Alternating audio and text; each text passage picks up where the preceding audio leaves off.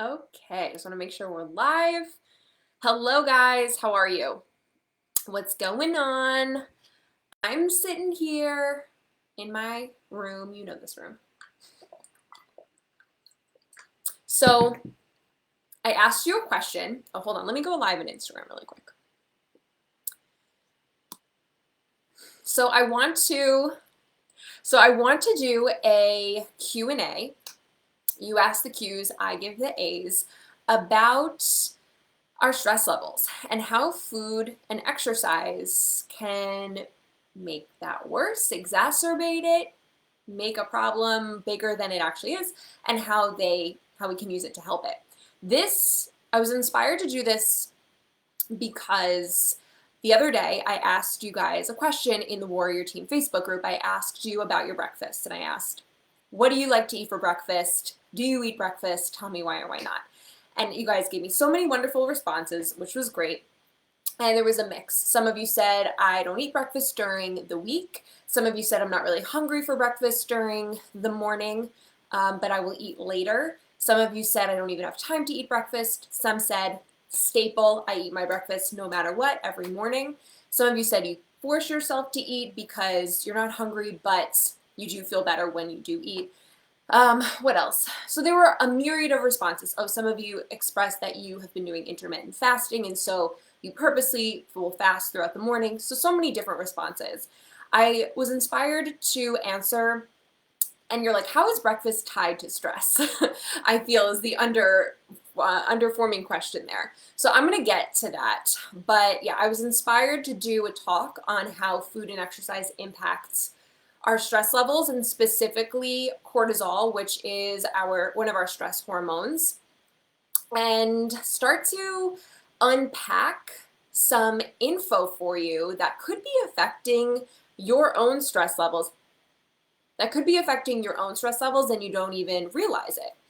So first and foremost, this is for anyone who, one, has an interest in how can I improve my stress levels in the most natural ways possible.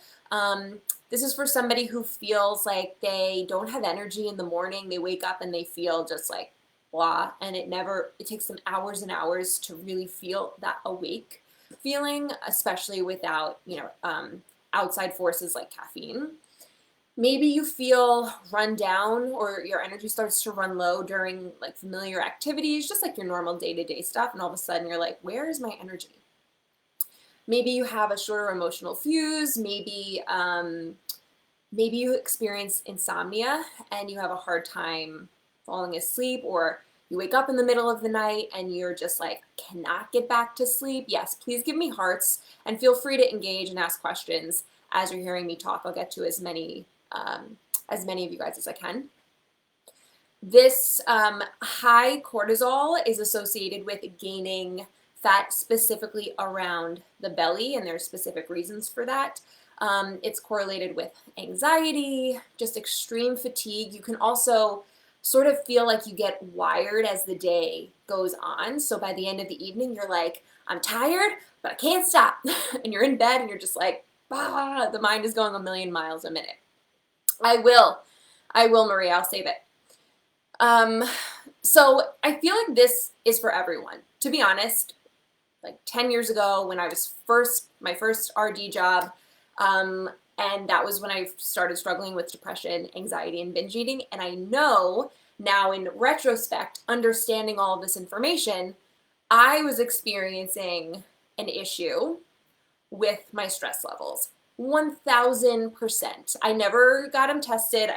But just from my own symptoms and thinking back to what was going on, I felt exhausted all the time, except I was anxious and stressed and thinking a million miles a minute about everything, fearing what I couldn't do and what was happening at work and what I couldn't control. I was staying up late. This was also contributing to my overeating habit. What else? I was extremely burnt out at work. I was extremely stressed. My home life was very stressful at that time. And I was experiencing depression and anxiety, and I know it was directly related to this. If I had my cortisol levels tested back then, they were probably all over the place. Definitely not in the rhythm that they're supposed to be. That leaves you feeling optimal. I'm going to tell you what that is in a hot second. And I would assume at some point they were really low because I just had no energy throughout the day, and sometimes even exercising exhausted me more. So I was like, I should be exercising, but it actually makes me feel worse. So what does that mean? We're going to get to it. First of all, what's cortisol? Is it good? Is it bad? Tell me what it is.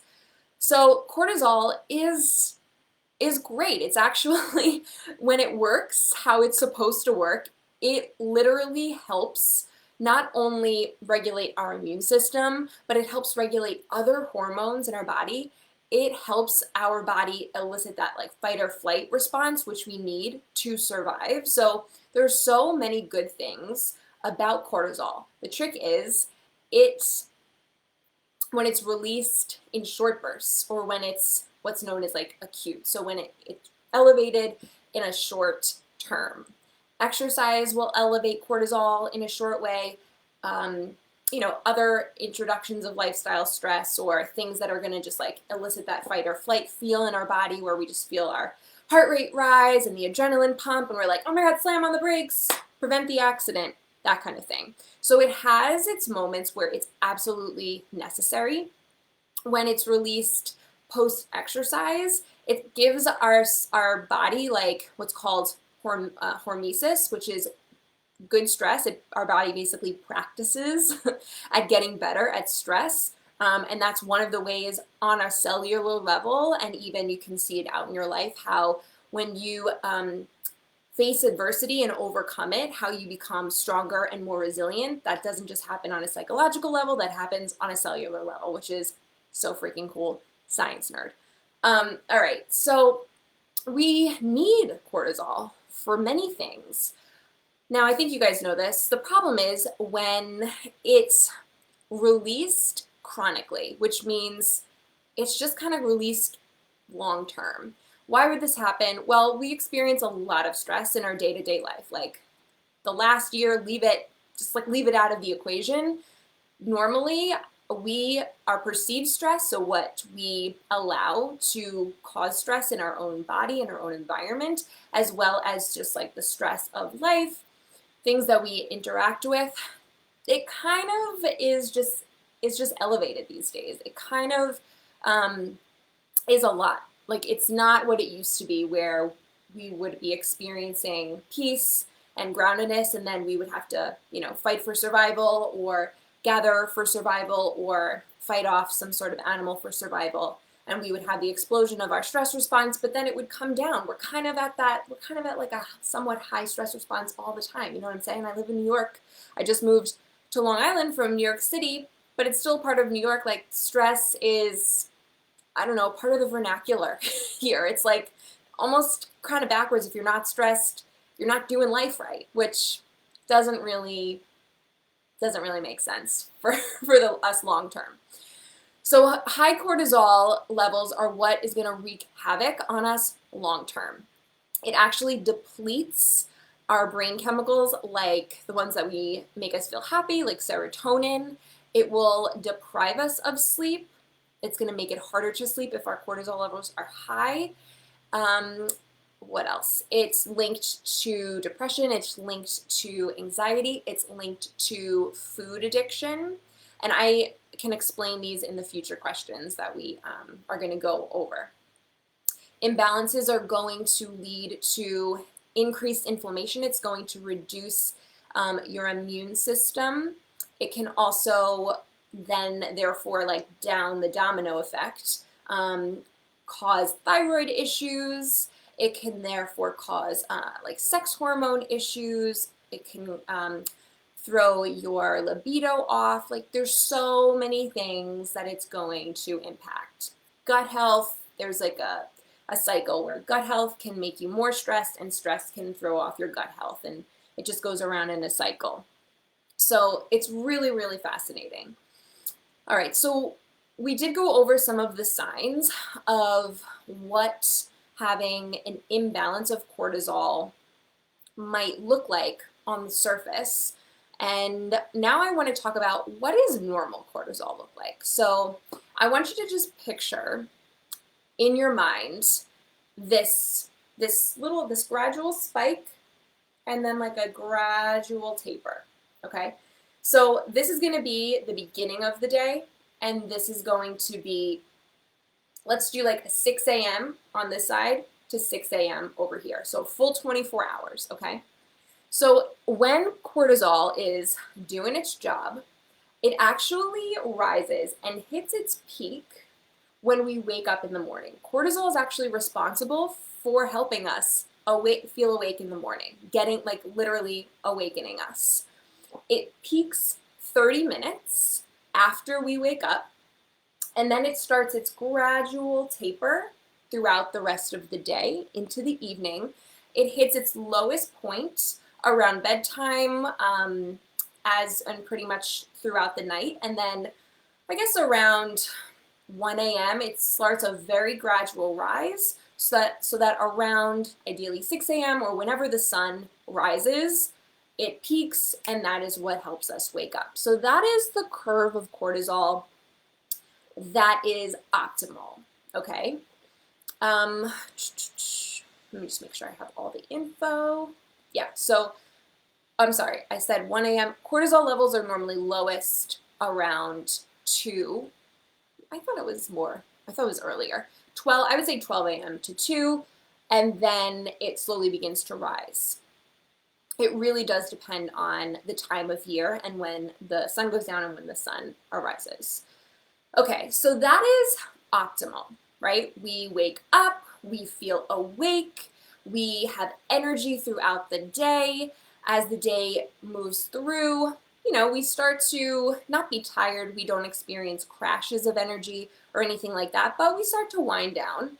And then after dinner, we relax. And by the time it's ready to go to bed, we're really like, okay, I'm sleepy, I'm tired, and I want to fall asleep. So that is really the balance of cortisol. Now, there are a few different things that will look like imbalanced cortisol. That could be from high to low to a whole mix of stuff, all right? So I'm going to just briefly explain to you some of the imbalanced cortisols. All right, so what is an abnormal cortisol level? So the first example is having high cortisol levels throughout the day. This would be cortisol spiking in the morning, higher than normal. And this could be, just in general, having high cortisol levels throughout the day can just be due to stress, just stress period, stress in your life from work, just life, the world, the environment, your family, inadequate sleep, things like that. The ongoing high levels of cortisol can also be caused by like too much coffee, a lack of carbohydrates throughout the day can keep your cortisol levels high, just feeling very stressed, feeling just overwhelmed by what you have on your schedule, stuff like that. You're gonna feel wired when your cortisol levels are high, and you'll feel very overwhelmed. You'll feel anxious. You'll feel kind of exhausted and hyper at the same time. That's that wired but tired feeling. You may find yourself talking really fast. You may find yourself irritated often. So this, again, has a higher than normal cortisol spike at the beginning of the day. And then it does follow a taper, but it's always going to be more elevated than the norm. Another example is having high evening cortisol levels. So if you find yourself like heated at the end of the day, you're like, this is my time, I get all my energy, from like 6 p.m. on, I'm ready to do it, like let's take on all the things. What else? You might find yourself having trouble falling asleep at this time. Falling asleep might take forever, okay? And you might be doing all the right things, right? Like the blue blocking glasses, the no screens, the low light, all those things. But still you have trouble falling asleep. You might find yourself worrying in the evenings. You might find yourself kind of like ramped up, maybe even picking arguments later in the evening. You might find yourself trying to distract yourself in a way by just watching TV or scrolling online, trying to find ways to kind of occupy yourself or kind of wind yourself down.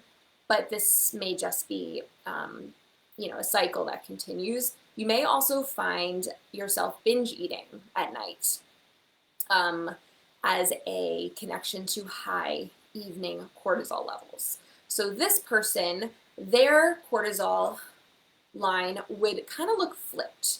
So they're going to start on the lower end in the morning. What do you think that feels like? Kind of crappy. Doesn't want to get out of bed. Feels really sluggish and lethargic and just like, ugh, just want to stay in bed. So they're going to have lower cortisol levels in the morning, and then it's going to gradually go up so that by the evening, they're hitting their cortisol peak. And it's continuing on into the time when they're supposed to feel tired enough to go to bed. But that cortisol is peaking in the evening time into the night. So of course, they're going to have more trouble falling asleep. We'll get to it in a second. Okay. And then often what we see is if cortisol is dysregulated or high for a long period of time chronically, it can then lead to having low cortisol levels the entire day. So there's really no gradual peak and rise and fall. There's really only a flat line.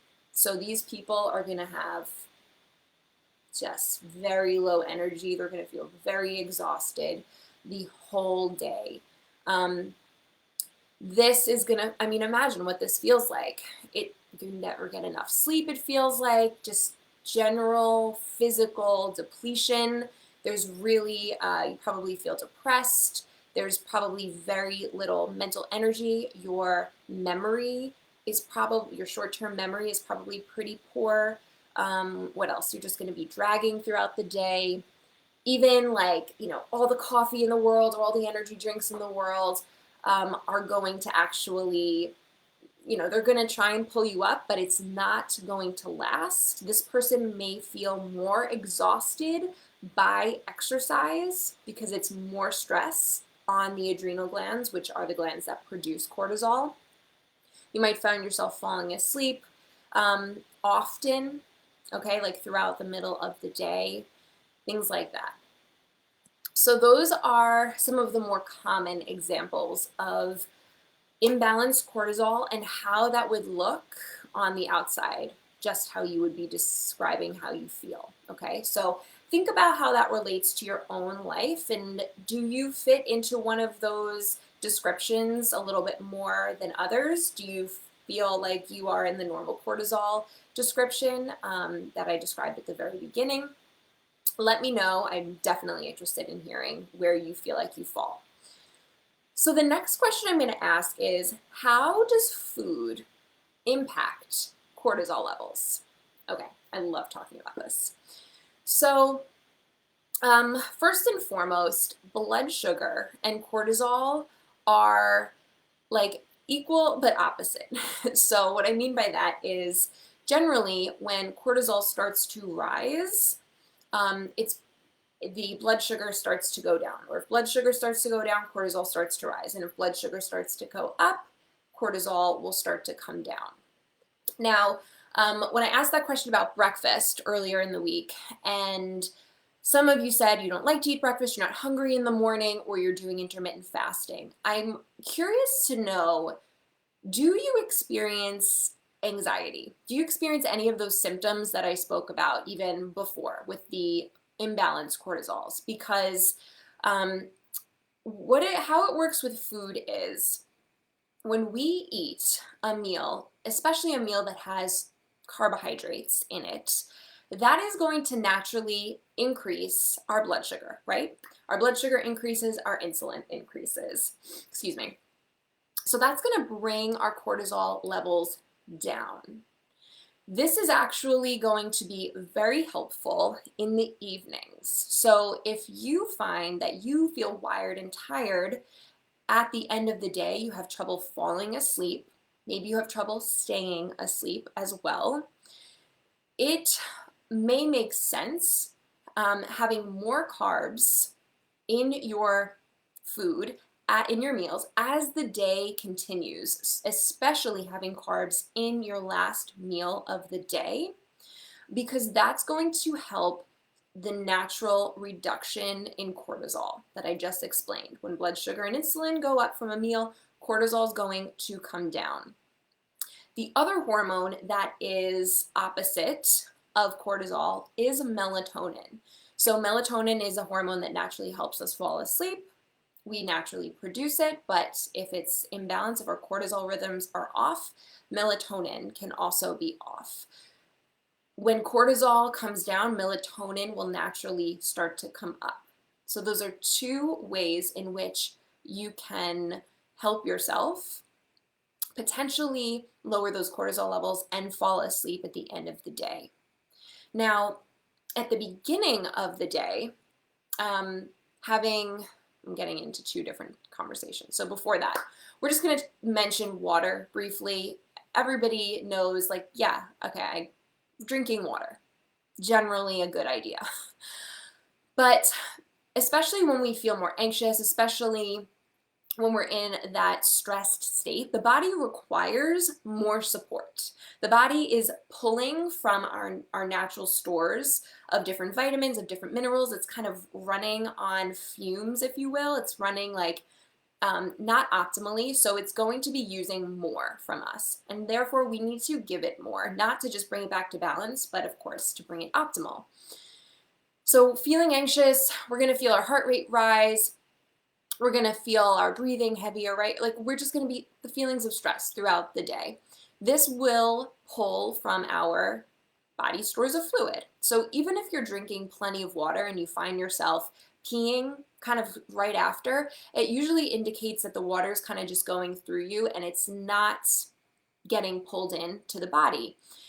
This can be because we're extra dehydrated during stress, we're urinating more frequently. It's just all evolutionary, what's supposed to happen pretty much when we are in that mode. But because we're in that mode chronically, obviously this isn't helping us.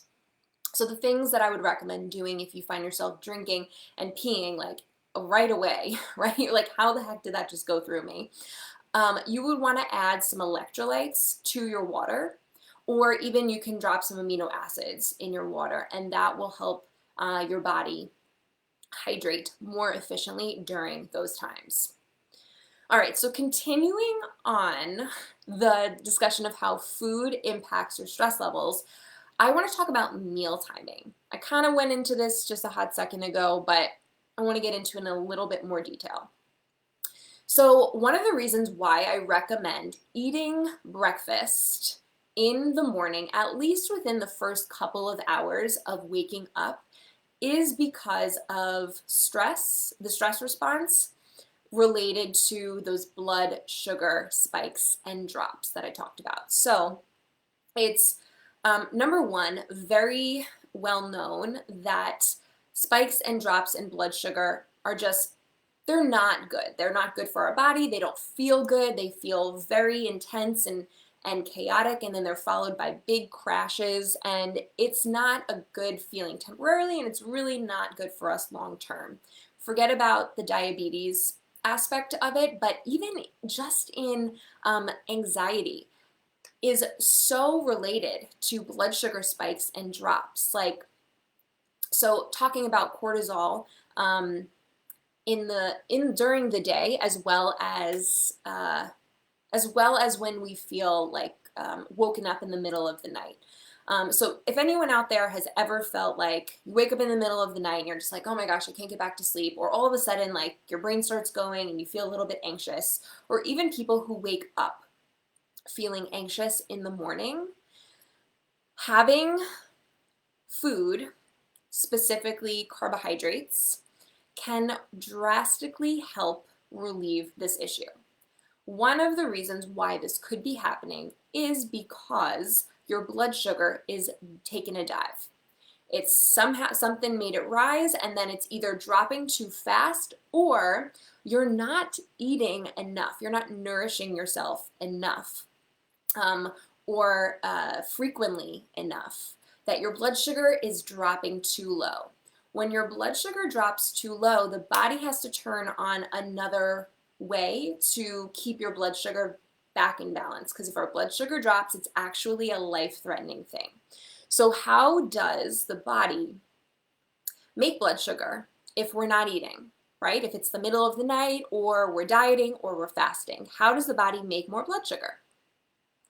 Well, it calls upon our friend cortisol, our good old friend cortisol, and it actually will break down our muscle tissue. Okay, this is called catabolism. It breaks down our muscle tissue, which then starts a process that creates new glucose or new blood sugar so that our blood sugar can come up to balance. But didn't I just tell you that cortisol is the hormone that helps us wake up in the morning? So if our blood sugar is dropping in the middle of the night, could it be possible, or excuse me, if we're waking up in the middle of the night and we're feeling anxious and just like all sorts of WTF, could it be possible that it's because your blood sugar has dropped too low? Maybe related to the fact that you haven't eaten, you should have eaten sooner, you should have eaten, you're not eating frequently enough, or you're not nourishing yourself enough. This actually happens a lot with people who diet. It just does. It happens with people who diet. It happens with people who are not consuming enough food, whether it's consciously or not. And so eating frequently every 3 to 4 hours is a phenomenal way and very easy way to see if this helps re-regulate your cortisol levels and your blood sugar, and hopefully gets rid of those anxiety feelings and helps you sleep through the night. Hello. Something I recommend for people that wake up in the morning with high anxiety, have something like fruit or a few sips of juice. This will help just raise your blood sugar just a little bit without extra cortisol, okay, without that extra spike in cortisol. So it's going to actually calm that cortisol spike, and it will also help induce hunger, which is a good thing. So for people who feel not hungry when they wake up, they feel like I can't even look at food, especially if you feel a little bit anxious in the morning, this is a very easy way to help your body regulate itself. I mentioned eating every 3 to 4 hours to reduce those blood sugar spikes and drops. So we have a nice gradual, we like gradual things in our body. So the more nice soft curve, nice gentle curve we can get, our body likes that. When our blood sugar is like the Rocky Mountains, okay, doesn't feel good. All right, what else? Okay, so that's pretty much all I have on meal timing. Just to wrap that up. So eating within the first couple of hours, when you wake up, if you don't feel hungry right away, have a few sips of juice or have a piece of fruit and let your body kind of calm down. You can go outside, sit in the sunlight, and that's also going to help you wake up. It's going to help regulate your cortisol rhythms as well. And then hopefully that will induce hunger so that you can have a full meal with protein forward, lots of good diverse vegetables, carbs, fats, all the things within 2 hours. And then ideally you would be continuing to eat a meal every 3 to 4 hours to keep your blood sugar nice and stable. We don't want spikes and drops throughout the day either. We don't want to feel crashes. We don't want to cause more anxiety. And we certainly want to be able to fall asleep at night and stay asleep throughout the night. So these tips are super basic. I'm sure they're not the first time you've heard it, but hopefully giving you a little bit more context as to why it's important or maybe related to what you're experiencing can really help. The other note I wanted to make on intermittent fasting, I will say straight out, intermittent fasting, especially for women from a weight loss perspective, is not a good idea. It will not only cause, especially long term, okay, so like more than even a couple of weeks. But overall, I do not recommend it. It's going to contribute to the thing I just explained. It will also cause a further cascade down the line where it's going to really screw with our hormones in general. It's really not a good idea. I highly recommend you reconsidering it if you are doing it. The type of fasting that I do recommend, and it's really person by person, and it would be done with a medical professional, is something like a 48-hour fast, water fast. So you're literally not consuming anything but water for 48 hours. And it's not for a weight loss purpose. It's really done for a mental health purpose and a brain health purpose. And there's a lot of information and research to back that up. But I don't recommend it for weight loss, and I don't recommend it to women. Okay. Great question. Somebody asked, if we wake up in the middle of the night, would having a snack help? Okay, so the short answer is yes, it could. Because like I was explaining, it's going to help that cortisol come down.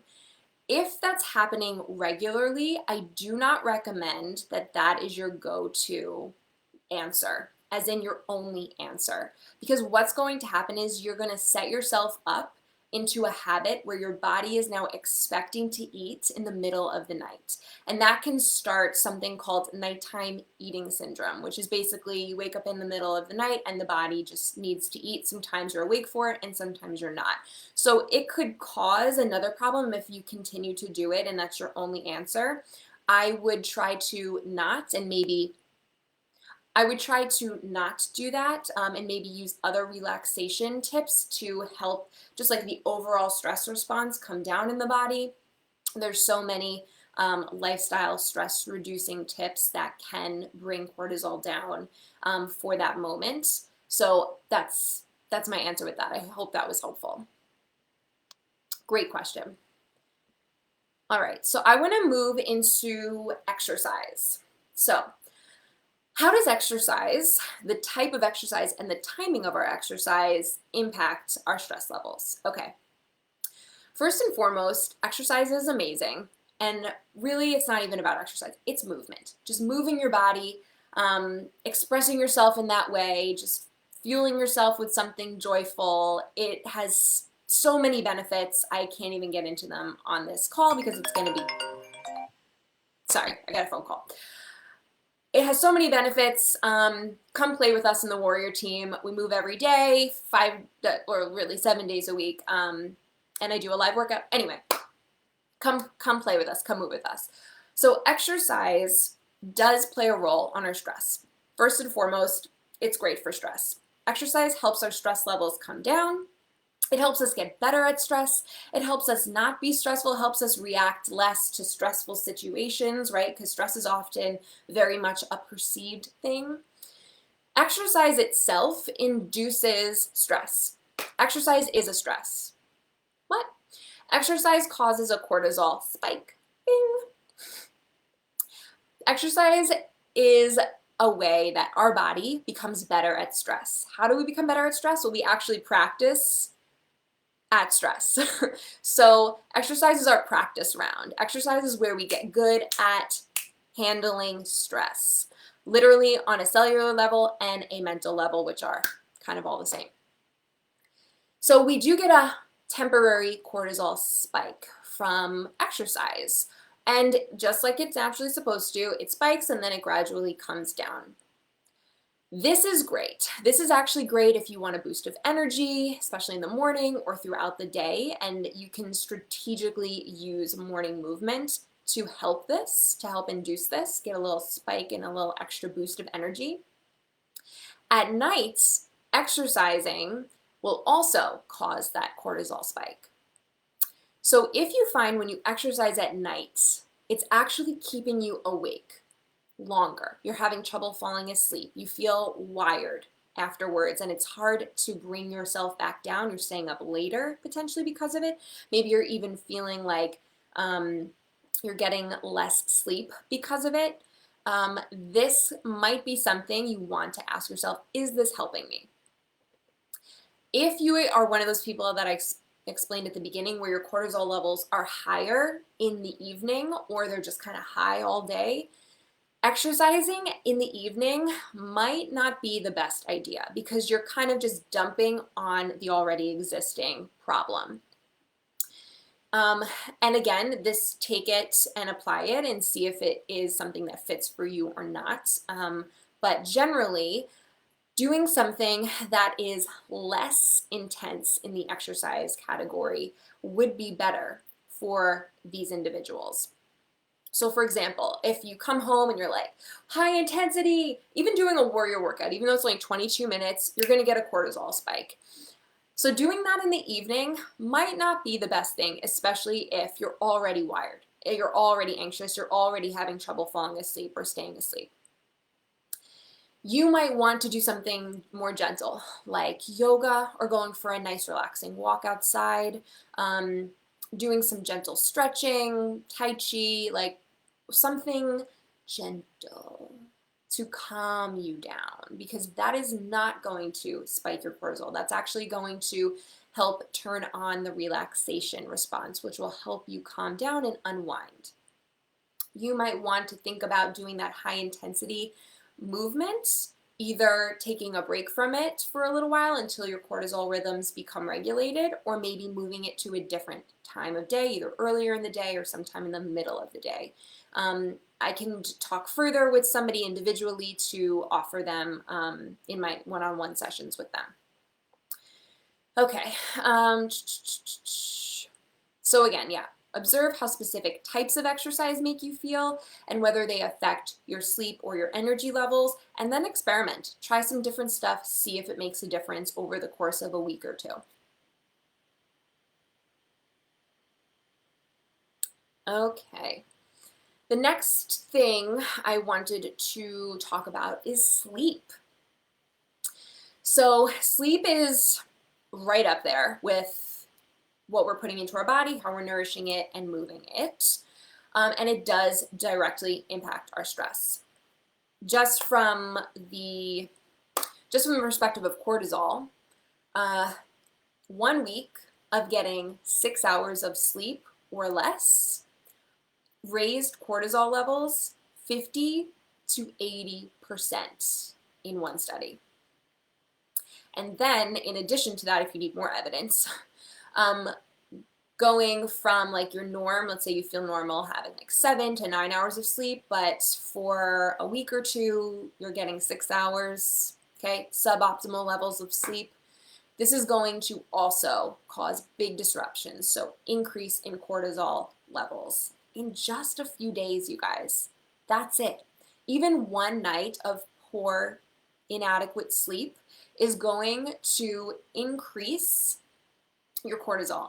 It does that. It throws off your blood sugar. It's going to throw off your hunger and full hormones. Your body you'll find yourself hungrier even after one night of not getting enough sleep, because the body is like, hi, we need support.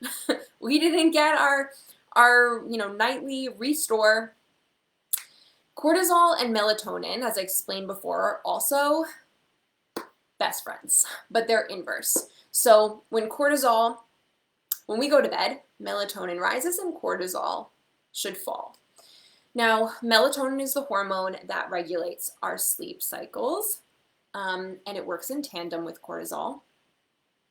When you're asleep, relatively low, this is super interesting, when we're asleep, relatively low levels of cortisol allow our cells to repair and heal themselves. That's kind of what I was speaking about with like little bits of stress and how they actually help us grow and become stronger. On the cellular level, we actually help heal ourselves during our sleep. And in part, that is related to just a very light level of cortisol that's helping our body do that.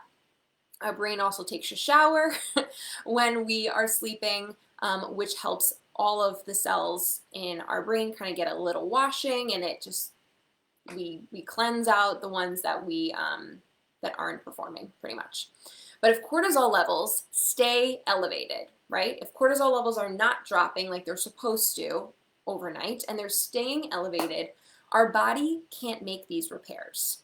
Our body can't rejuvenate itself. It doesn't get that rest. It doesn't get that recovery. And we wake up feeling fatigued. We don't feel rested. We never really feel awake. And all of the other things that I explained earlier about how that's going to affect us during the day. We're going to have increased irritability. We're going to feel more anxious. We're going to look for food to help us. We are going to not have energy. We're going to feel pretty depleted. It's just, it doesn't feel good. But I think often we have taken a lot of these things and we just look at them like, this is normal. This is being an adult. This is what life feels like. This is just how it is. But I want you to feel empowered, that there's so much that you can do. And these might be simple things, but as we know, implementing new habits is always challenging. It's always going to ask something of us, and we're always going to have to sacrifice something. But I think that the sacrifices that we may be making, like turning off the TV earlier or making sure we have food in the house to make breakfast in the morning for ourselves, and that might take a little bit more effort, it's so much more worth it, because when you're nourishing yourself and you're taking care of yourself and then you're seeing yourself feel better and you're like, oh my God, hi, there I am. Where have I been this whole time? I've been hiding somewhere in my brain, right? Or all of a sudden we feel dull and then we feel back to life and colorful. We're able to enjoy the experiences of life again. We're able to do the things that we love. We're reinvigorated for our passions. Like, there's so many things that we have within our own hands, within our own power. And unfortunately, we discount it, or we think like, that's not going to make that much of a difference. Like, come on, be real. Give me a pill.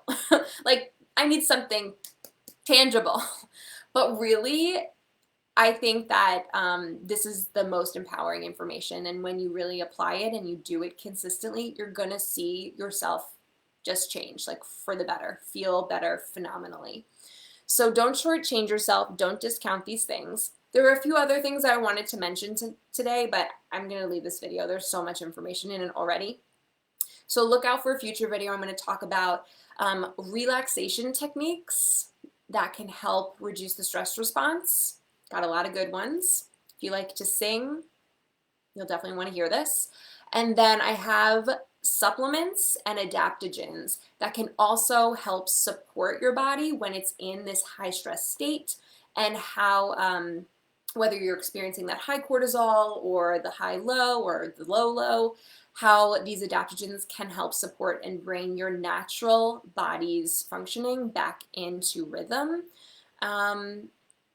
And then last but not least, I will also share how to even test these cortisol levels. So how do you even know what you look like, what your graph looks like, and how to go about doing that. So I'll share that in the next video. I hope you guys found this helpful.